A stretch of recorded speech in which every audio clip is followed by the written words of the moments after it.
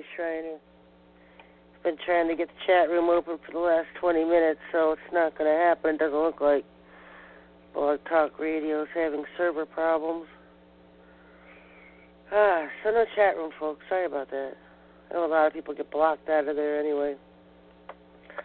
But it's nice to have so people can get together. Anyway, a couple things I want to talk about. Nothing like starting the week of shows with a bang. If it doesn't start with one, it ends with one, right? It's always something. So, a couple things. One last week of March. And if you're following, which most of you aren't even aware of the Enochian calendar, yesterday was actually the first real day of Passover. I know we don't start it on the Hebrew calendar that we use now until April 10th. And so it's just a FYI compared with the real calendar to the one we use now and what's really going on. So, yeah, yesterday would have been the official start of Passover on the original calendar if we were anywhere near following that one. So that's just interesting. I know a lot of folks getting ready for Passover April 10th. April 10th to the 18th. And then First Fruits begins. That is my favorite time. But if you're following the Enochian calendar, the original, then First Fruits would be starting about April 4th or 5th. So, you know what, it goes without saying that every month it's the first week and the last week where most of the action is, you know, especially in the Bible codes, because it's the first and the end. You know, when you look at cycles and everything, there's this weird stuff going on the phone. I'm just going to try to ignore it. I don't know if you can hear that or not. Anyway.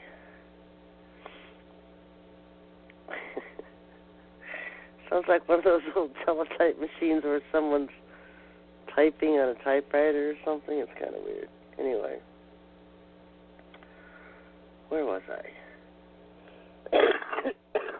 Yeah, this is just going to get thrown out the window today. But they don't want me to talk. They always want me to shut up. And why should I shut up?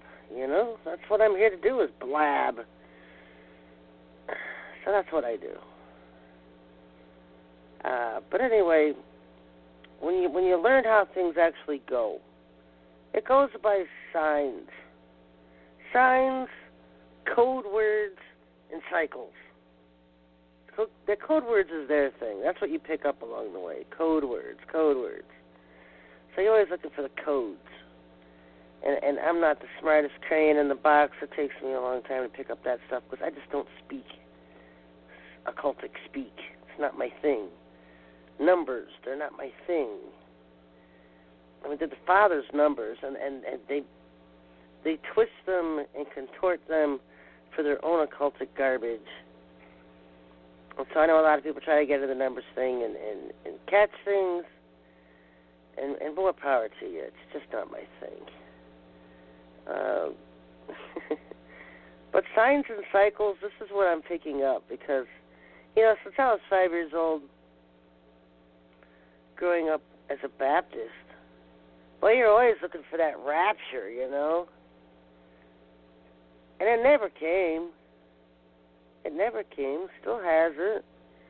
And then when you're an adult and you start learning stuff, you can learn stuff as kids, but nobody guides you. Nobody teaches you anything. You can't learn anything in churches.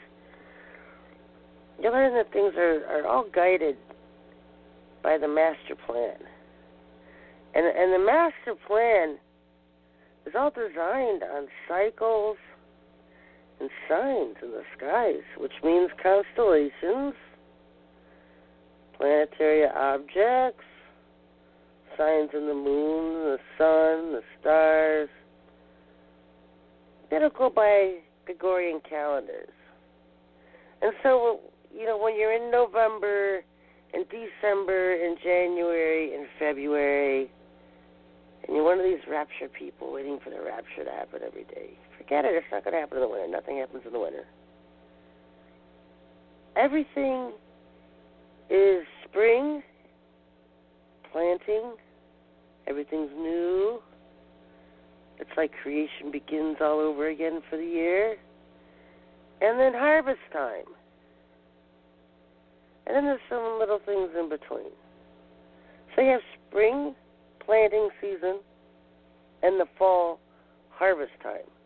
And you'll find God's calendar fits in between that time. And so does the occultic one. Big shock, right?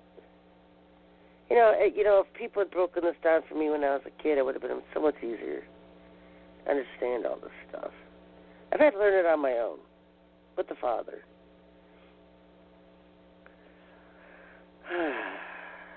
And so, we are starting spring season. And that's exciting. Because for once you don't think of it as in terms of, oh, we're going to get pounded with rain. You think, oh, the trees are budding. Where does the Father talk about looking for trees budding in the New Testament? What to watch for when science, he uses it as metaphors all the time. When you see the trees budding or the flowers or whatever. It's the beginning. That's the whole gist of it. It's the beginning of something. And so what do we have shortly after the beginning? Because, in the Hebrew calendar, the month of Nisan is actually supposed to be the first month of the year. Now, there's two different New Years in the Hebrew calendar. You have your religious New Year that starts in Nisan, and then you have the civil government type calendar that starts in October, Day of Atonement. So there's two different calendars, the civil and the religious. The religious calendar starts first day of Nisan, which would be the first day of spring for us, not necessarily March 21st, but because they have a floating calendar.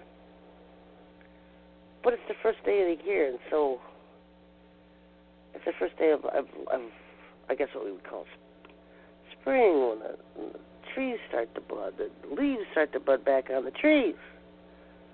It's about the beginning. And so this is an exciting time of year. I think I said on my last show that everything exciting always seems to be the most going on in March and April, because the month of Nisan always floats between those 2 months. One year it'll start in March, and maybe next year it starts in April. It's a floater, because their calendar is different than ours.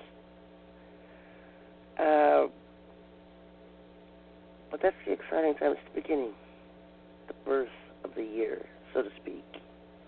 Birth, renewal. And those are interesting concepts when you're looking at events in Bible prophecy to watch for, the timelines, the things to watch for.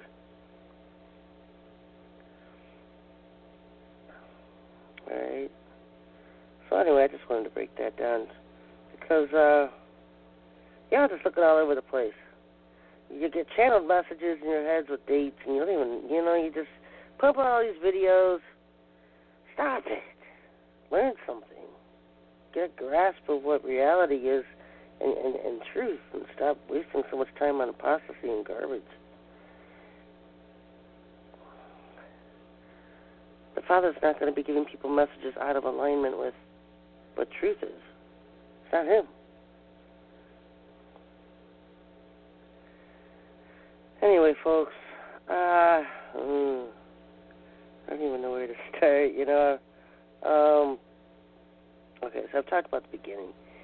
And this whole global evaluation, RV, that is considered a beginning of the age of Aquarius, this next New Age agenda that's taking over. And Trump is like the placemat between the old world system, which was known as the New World Order, and the new one coming in. And in their scheme of things, he was supposed to be a placemat, a placeholder, a temporary president. But the way it's working with everybody else is they would assume to see Trump stay in. And so there's a lot of fighting going on in the background.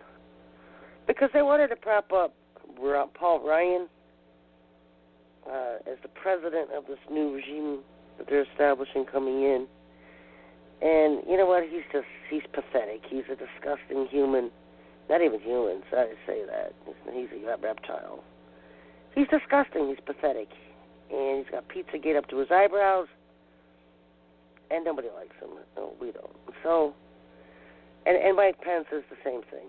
And so, I'd rather deal with Trump and the issues with his son-in-law than deal with baby rapers. I absolutely cannot deal with baby rapers.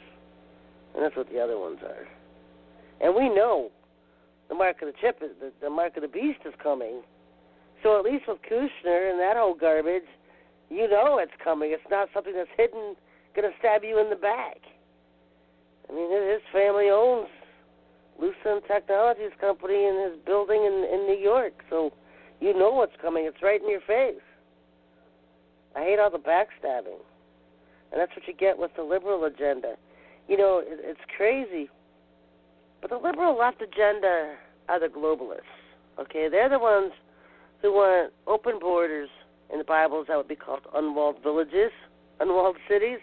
Just no borders, open borders. Allow all these migrants in, illegal immigrants in, to destroy our culture. They want to destroy the American culture.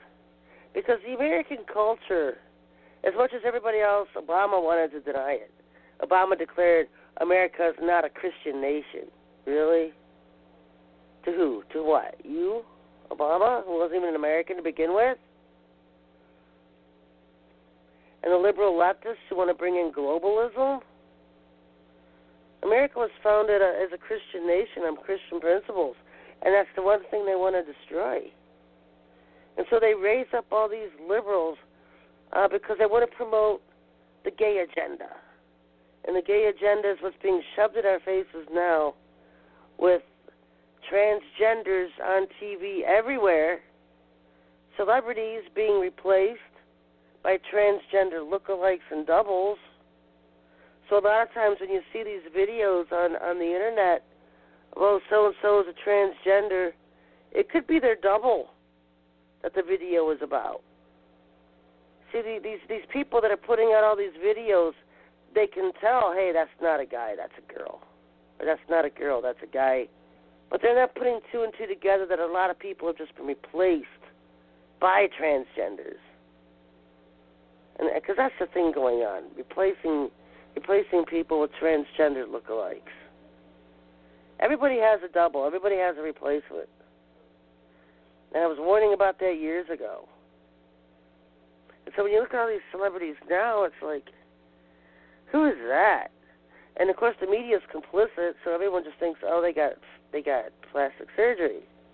They gained weight, they lost weight, changed their hair color. I mean, there's a million and one excuses to hide the fact when they replace somebody and why they look a little bit different. But anyway, back to what I was saying. They've got this whole gay agenda and this whole gay mafia that used to run New York, Broadway, and now they took over Hollywood. And it's these people that are the globalists. They're the heart of the globalist agenda to destroy America, destroy the values of America. But the crazy thing is that as much globalists as they are, they would never be welcome in the globalist community itself. 2/3 of the world would rather hang and kill them for being homosexuals. I mean, there's over 1.5 billion Chinese. I've never known one gay Chinese person. I've never known a gay Asian person. Now I know I'm going to get emails and say, oh, there's gay people. We see them in the bars. I've never known a gay Asian. I live in Ohio. My worldview is a little bit small. I've never known a gay Asian. I've never known a gay Muslim. And so imagine what these bold and out loud gay pride people would do in their own globalist community when 2/3 of them would rather kill them.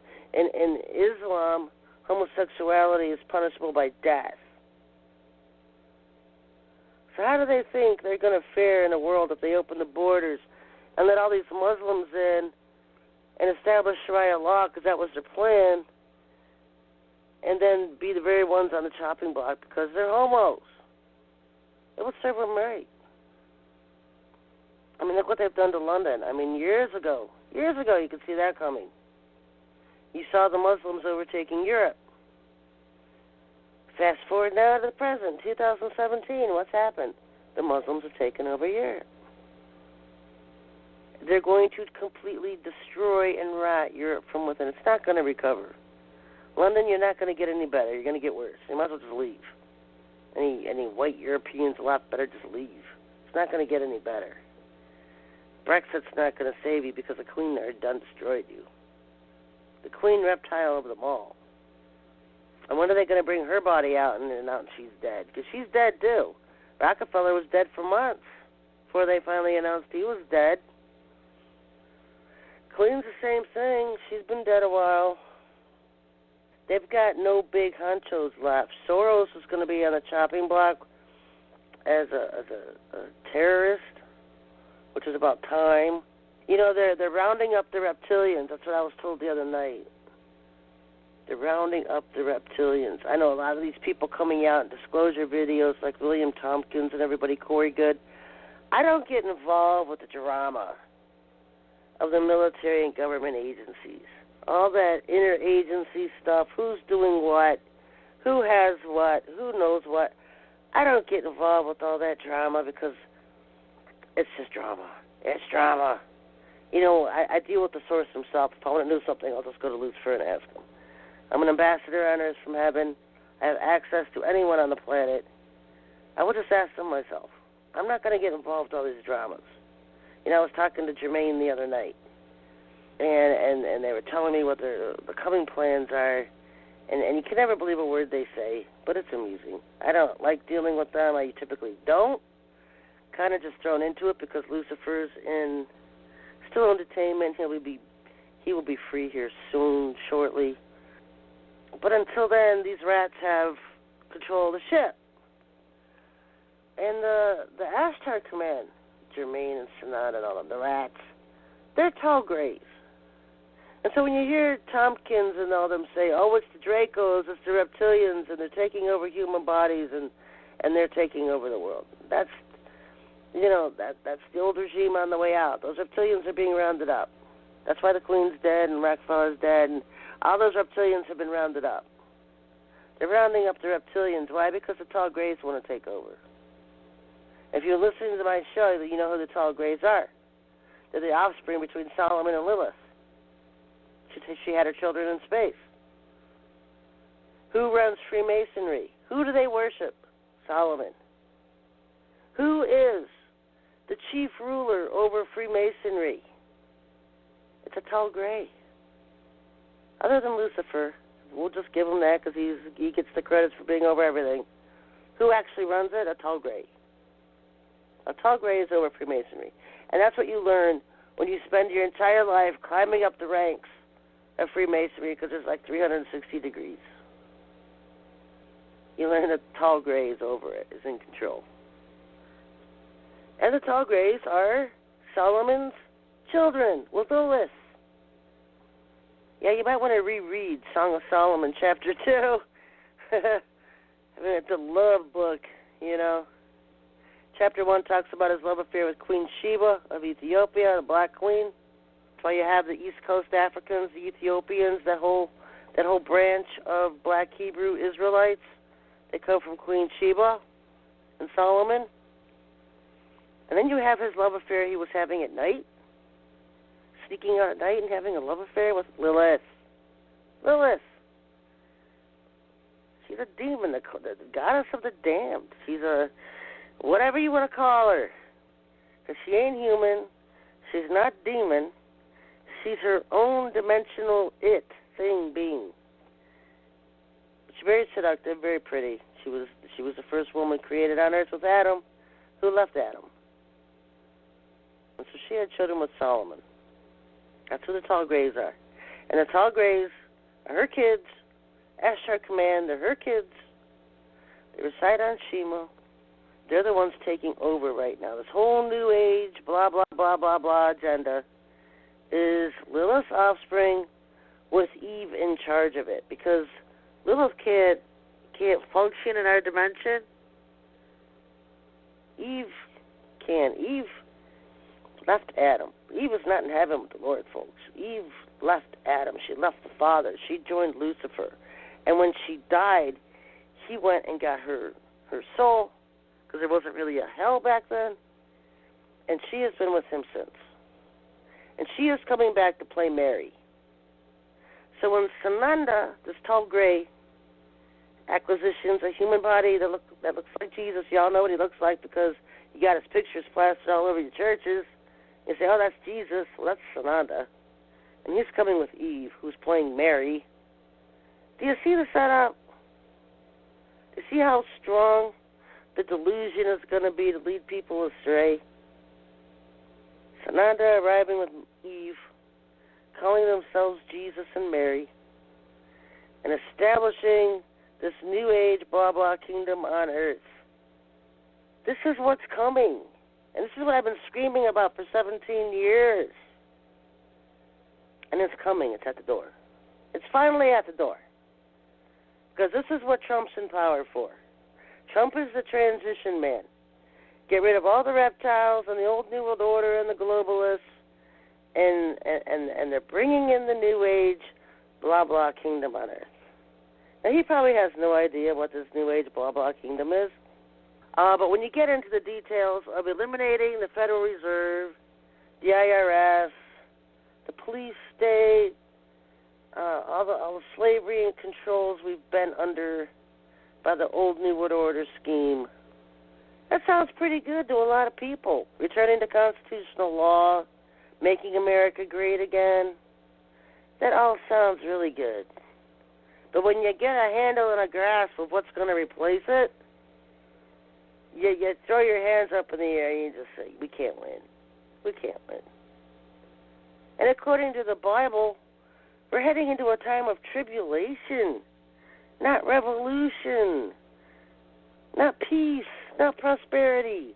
When they say peace and prosperity, sudden destruction cometh. Hello? That's your sign. There's your signal. Sudden destruction comes. Because when they set their ugly feet on our planet, even the planet will rebel. We're going to have a pole flip. We're going to have all kinds of destructions on Earth. Even the planet pukes at their arrival, let alone all the real believers of the Most High. There's going to be huge problems, folks. There's not going to be no blah, blah, peaceful kingdom on Earth. That's to get their feet in the door. That gets their feet in the door. And then once their feet are in the door, boom, destructions, one after the other. One after the other. And what's the Bible tell you? About 2/3 of mankind are going to die, so either way, Agenda 21 wins. You're not going to get rid of Agenda 21 by getting rid of the old New World Order crowd. Because the Agenda 21 is something out of Lucifer's mouth himself. Because he hates mankind. Doesn't matter which regime you have, when he's at the top, his hatred rules all. He hates humans. So Agenda 21 will never go away. It won't go away under Trump or anybody else who takes his spot. It's there. The Bible says it is. It's the Bible's, it's the Father's judgment on the world. Lucifer wants it through chip implanting and just destruction and plagues, but the Father's judgment's on the world. His wrath against the wicked, yeah, the tables are going to be flipped because the Father's people will be protected and Lucifer's people will be destroyed. 2/3. But there's a lot of Christians going to die too because FEMA judgments are coming, but guess what? Those are of the Father. That's because he's judgment comes at the house of God first. It's going to come at the Christians first. They all think they're high and mighty and going to be taken off in a huge rapture. And all their apostasies, I don't think so. And the Bible doesn't say so. If you looked at the way the Bible is, the majority of people will be left here. Because only a fraction are found without guile, without witchcrafts, without apostasies. It's okay to be wrong. But when you're drowning in witchcrafts, which most of you are, get out of the mega churches. Get out of the religions that practice witchcraft. Oh, now they want to hit me because they hate it. They hate it when I preach to the Christians. They like them where they're at. They like them sitting in their mega churches, in their fake tongues, and their fake fairy dust, and prosperity teachings. They like them drowning in apostasies that anger the Father. And I don't know how many people you hear, oh, when I go to church, I sing and pray and I feel the Holy Spirit. Well, of course. That's praise 101. You want to feel the instant presence of the Father? Start singing Him. Start singing. But then you stop and you start the apostasies. You start your Pentecostal garbage. That's not of Him. Anyway, folks, I should be about time. But this talk radio is not working right. I hope this is even being broadcast. I'll be back tomorrow. According to my time is up. I'm not hearing anything from Blog Talk. Good stuff. I was starting off the week with making them mad with the show. Maybe I should do it 5 days a week. Anyway, folks, I'll be back tomorrow at noon. Pick up where we left off. I want to talk about the current state of affair with the Dracos. Till tomorrow, everybody. God bless.